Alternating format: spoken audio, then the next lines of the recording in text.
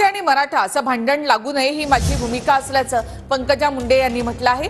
तर अंधारातून लोकांना पाठिंबा देत होत्या त्यांचा बुरखा आता फाटला असं जरांगे पाटील यांनी म्हटलंय। गोड बोलून मराठ्यांचं मतदान घेत होते आणि मला जातीवादी बोलतात असं जरांगे पाटील यांनी म्हटलंय। चित्र आहे आता ते प्रचंड दुर्दैवी आहे। गेले अनेक महिने वर्ष तुम्ही सगळे माझे स्टेटमेंट सुद्धा काढून बघा। मी तेव्हा वेळोवेळी म्हणले, माझी शिवशक्ती परिक्रमाही चालू होती तेव्हाही मी म्हणले की हे ओबीसी आणि मराठा, पहिले हे बहुजन होते दोघं मिळून, आता ओबीसी आणि मराठा भांडणं लावण्याचं कारस्थान हे म्हणजे होऊ नाही दिलं पाहिजे अशा प्रकारची भूमिका मांडणाऱ्या नेत्यांपैकी मी एक होते।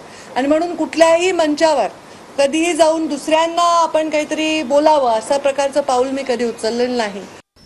किती भयानक नियत आणि नीतिमत्ता यांची, आणि संविधानाच्या गप्पा हाणतेत। अभ्यासपूर्ण आंदोलन पाहिजे, संविधानाचं आंदोलन पाहिजे। काय संविधानाचं आंदोलन आहे का हे?